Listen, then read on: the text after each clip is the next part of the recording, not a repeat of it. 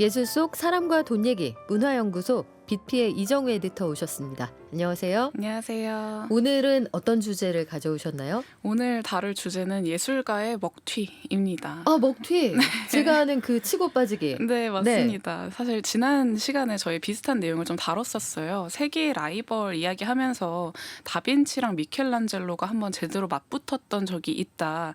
당시에 피렌체시의 의뢰를 받고 벽화 작업을 진행했는데 둘 다 그림을 완성 못하고 끝내버렸다라고 이야기를 하면서 그래도 요것은 당시 사회에서 어느 정도 용인이 가능한 이야기였다라고 말씀을 드렸었는데 오늘날에도 비슷한 케이스가 좀 있습니다. 그래서 오늘은 현대미술 작가 버전의 먹튀에 대해서 이야기를 해보려고 준비를 했어요.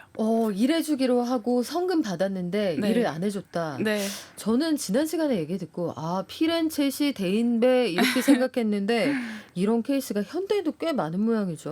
네. 예술가들의 먹튀다. 어떤 케이스가 있습니까? 가장 흔한 것은 이 커미션 작품 계약을 하고 작품을 제작을 진행하지 않는 케이스가 있습니다.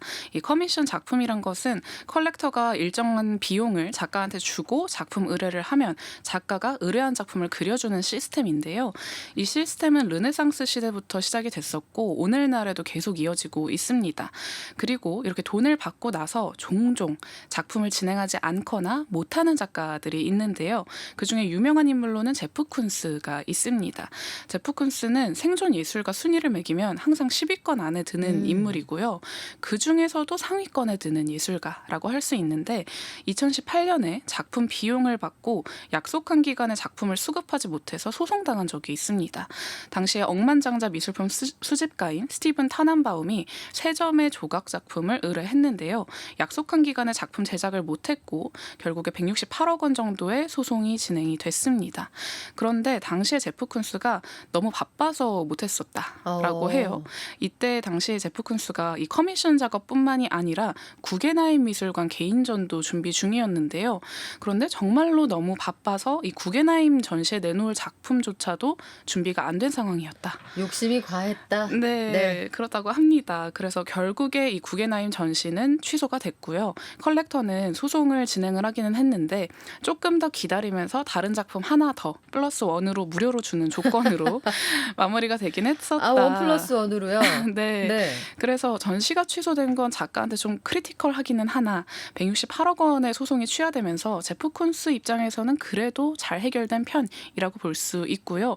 이런 류의 조금 작업 지연의 케이스는 생각보다 흔하게 자주 일어나곤 합니다. 야, 구겐하임하고 전시회 하기로 했다가 내 일정 때문에 못했는데 네, 승승장구하고 살아남을 수 있다. 이거 제프 쿤스라 가능한 거 아니에요? 그렇죠. 그렇죠. 미술관에서 소송을 당하고도 남을 일 같은데 네, 맞습니다. 하지만 향후의 관계를 위해서 그러지는 않았다. 네. 그러면 흔치 않은 케이스는 뭐가 있어요? 흔치 않은 케이스는 마우리치오 카텔란의 케이스인데요. 뭐 굳이 분류를 하자면 노쇼 케이스라고 볼 수 있을 것 같습니다. 헐, 이 카텔란은 목돈 연구소에서도 자주 다뤘었던 작가죠. 이제 아는 분 같아요. 사진 보면 막 인사하고 싶어요. 그쵸, 친숙해진 인물이라고 할 수 있는데 우리한테는 바나나를 벽에 붙인 코미디언 작품으로 잘 알려져 있는 인물입니다. 이 코미디언 작품도 매우 독특하지만 데뷔 작품은 더 독특했어요. 보통 이제 작가들이 첫 개인전을 하거나 데뷔를 하게 되면 본인의 작품 중에서 영혼을 갈아서 만든 작품들을 선정하고 또 전시하고 이걸 또 열심히 홍보하고 하는데요. 카텔라는 그런데 자기 전시가 진행되는 공간에 작은 표지판을 매달아둔 게 전부였었다라고 해요. 이 표지판에는 토르노 수비토라는 말이 적혀 있었는데요.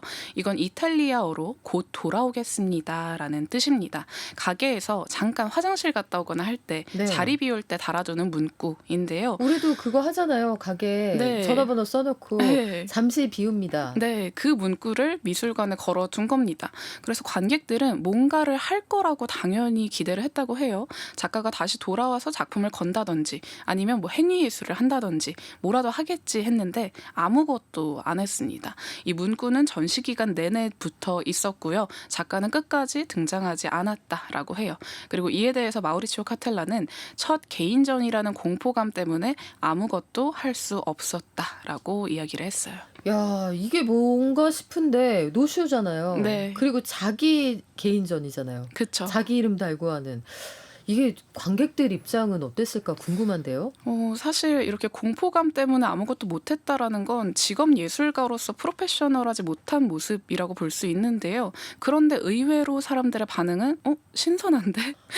였습니다. 아 진짜예요? 네. 오. 왜냐하면 예술가랑 예술에 대해서 사람들이 기대하고 있는 것에 대한 것들이 어느 정도 있는데 그 기대감을 전복시킨 도발적인 작품이다라고 봤던 거예요. 그래서 사람들의 반응이 썩 괜찮다 보니까 이 시도를 카텔란이 계속 이어나가게 됩니다. 못된 버릇이 여기서부터 생겼구나. 네. 두 번째 사건은 1993년 베니스 비엔날레에서 벌어지게 되는데요. 이 비엔날레는 세계 각국의 예술가들이 모여서 작품을 선보이는 전시 행사입니다.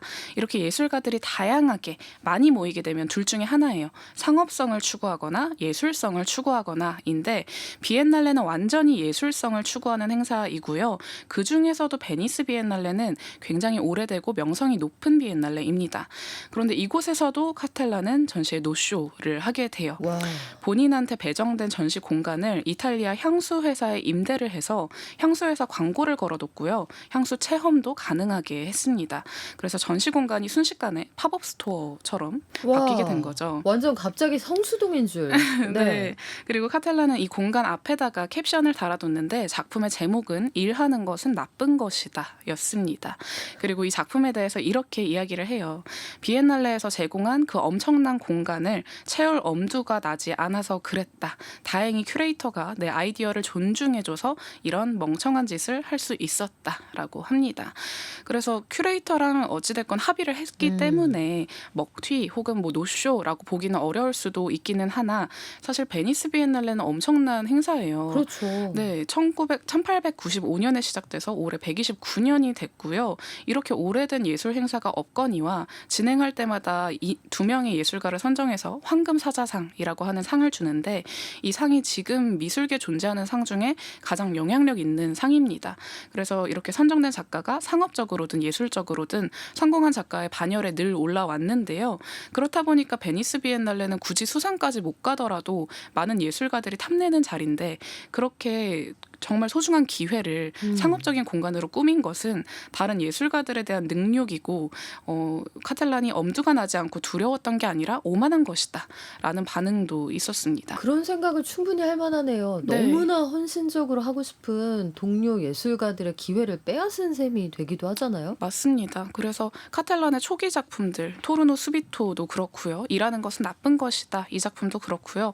둘 다 부담감 때문에 작품을 완성하지 못한 케이스라고 볼 수 있는데 언프로페셔널하게 보일 수 있지만 이후에 카텔란은 본인을 게으른 작가로 브랜딩을 하면서 계속 작품 활동을 이어갑니다. 그런데 이렇게 전략을 세웠던 예술가가 기존에 없었기 때문에 사람들이 좀 긴가민가 하면서 계속 지켜봤었다라고 해요. 그래서 계속 작품 활동을 하는데 반응이 좋았던 때도 있었고 좀 싸늘했던 때도 있기는 했지만 그래도 계속 예술가로서 작품 활동은 이어나갔다라고 합니다. 야, 게으름이 브랜드화가 될 수 있다니. 게으름 네. 마케팅. 저는 사실 옛날 사람이라 그런가 농경사회적 근면함을 제1 덕목으로 보는 사람이거든요. 네.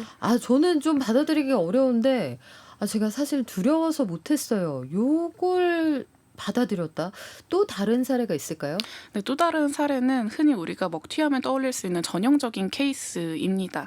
덴마크의 예술가인 얀스 하닝의 케이스인데요. 앞서 살펴봤던 제프 쿤스는 좀 지연이 됐던 케이스고 마우리치오 카텔라는 노쇼의 케이스라고 볼 수 있는데 둘 다 법적인 절차는 안 밟았어요. 그런데 얀스 하닝은 법적 절차까지 밟았던 케이스가 있습니다. 2021년에 덴마크 쿤스텐 현대미술관에서 예전에 얀스 하닝이 선보였던 작품을 재제작, 커미션 요청을 했어요.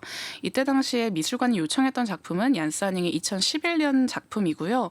이 작품을 보면 매우 커다란 액자에 지폐가 열을 맞춰서 가지런히 놓여있는 모습을 하고 있습니다. 이 지폐는 덴마크와 오스트리아의 평균 연봉을 그대로 액자에다가 전시를 한 거라고 하는데요. 이걸 통해서 국가의 경제력을 시각적으로 보여준 작품이었습니다. 실제로 덴마크와 오스트리아 외에 얀스 하닝이 다른 국가의 연봉도 그 나라의 지폐로 제작을 한 적이 있었고요. 나름 반응도 괜찮았어요. 그래서 미술관에서는 이 작품 제작을 위한 금액 1억 원 정도를 한잉한테 전달합니다.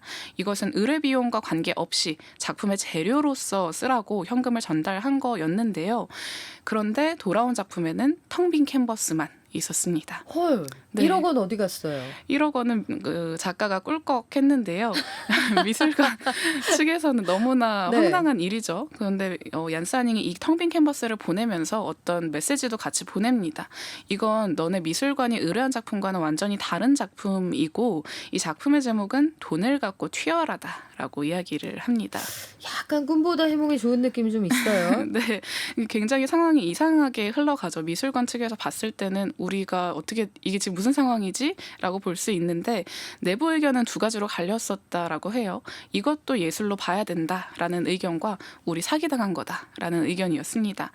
일단은 당시에 미술관이 기획하고 있던 전시에 얀스 하닝의 작품을 꼭 걸어야 된다라는 계획이 있었기 때문에 텅 빈 캔버스지만 이거라도 걸자라는 쪽으로 의견이 모였다라고 하고요. 전시는 예정대로 진행이 됩니다. 그리고 이 소식이 보도가 되면서 전시에 많은 관객이 몰렸었는데요. 관객들도 좀 의아해하면서 작품을 보고 있는 모습이 많은 매체를 통해서 보도됐어요. 이 당시 작품 사진을 보면 작품이 아니라 약간 화이트보드 앞에 서 있는 것 같은 그런 느낌도 있습니다. 네. 그렇다 보니까 아무리 현대미술이 난해해져도 이건 좀이라는 여론이 형성이 됐고 이에 대해서 쿤스텐 미술관 관장은 이렇게 이야기를 합니다. 작가가 어떤 의도였든지 간에 우리 미술관 스태프과 나를 자극한 작품이다. 일단 전시는 진행하는데 전시가 종료되고 나면 작가는 재료로 지급된 돈 1억을 돌려줘야 될 거다라고 이야기를 해요. 자극을 했네요. 네. 화가 나게. 네. 화나게 자극하고 당황시키고 그냥 하얀색 칠판 앞에 사람들이 나는 누구? 네. 여긴 어디? 이런 느낌으로 서 있는데 야, 돈을 갖고 튀어라로 작품 제목과 컨셉을 바꿨어요. 이렇게 하면 끝이에요? 네. 1억 원은 그래서 어떻게 됐습니까? 1억 원 같은 경우에는 원래 얀스 하닝이 미술관이랑 작품 계약할 때 조건이 좀 있었는데요. 그중에 하나가 전시 끝나면 이 작품에 사용된 현금은 돌려준다라는 거였습니다. 그런데 비하인드 스토리가 하나 있는 게 작품 제작 중에 하닝이 미술관 측에 좀 하나의 제안을 해요. 미술관에서 의뢰한 작품 말고 새로운 작품을 선보이겠다. 너네는 속은 것처럼 행동해주면 된다라고 일종의 짜고친 상황이 있었던 거죠. 미술관도 이 내용에 동의를 했고요. 일단은 계약서상으로 돈은 돌려받기로 한 게 있기 때문에 괜찮을 거다라고 봤고 이것은 마케팅적으로 제법 괜찮은 가십거리가 될 거다라고 봤습니다. 이 합의한 내용을 숨기고 텅 빈 캔버스가 왔다. 작가가 미술관을 속여먹었다라고 하면 자극적인 마케팅이 될 거라고 본 건데요. 그래서 여론에 계속 소식을 실시간으로 전하다시피 하면서 전시를 오픈했고 시나리오대로 이 작품은 많은 논란과 관심을 낳게 됩니다. 그런데 얼마 안 가서 문제가 생긴 게 하닝이 라디오에 나가서 어떤 인터뷰를 하면서 생겼어요. 이때 당시에 얀스 네. 하닝이 이렇게 이야기를 합니다. 내가 그들의 돈을 가져간 것 그 자체가 예술이다.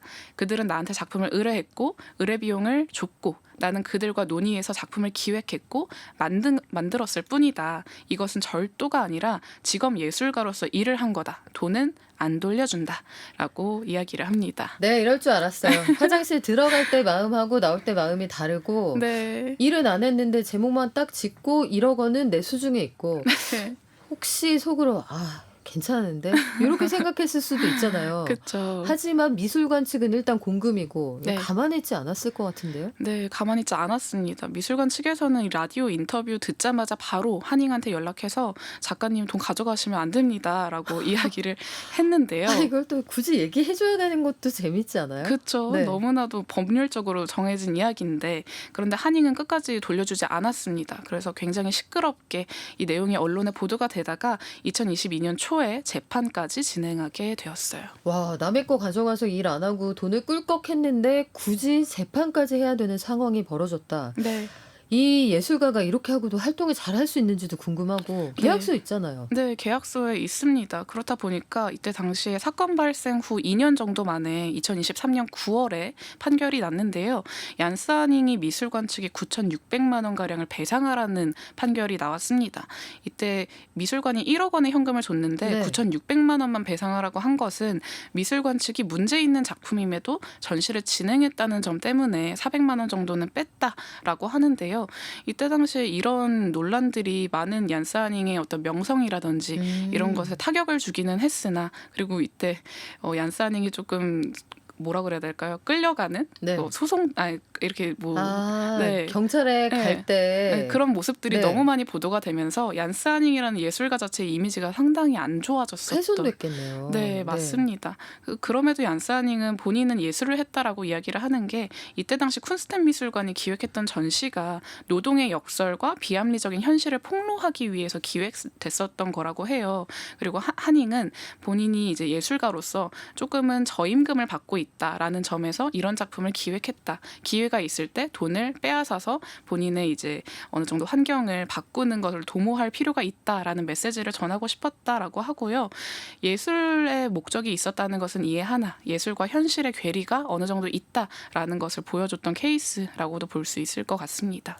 본인이 저임금에 대한 어떤 항의의 의미도 가지고 있다 이렇게 주장을 했다는데 실제로 미술관이 돈을 너무 조금 주고 작품을 의뢰한 게 맞아요? 그렇지는 않습니다. 미술관 측에서는 이미 할 만큼 많이 해줬는데요.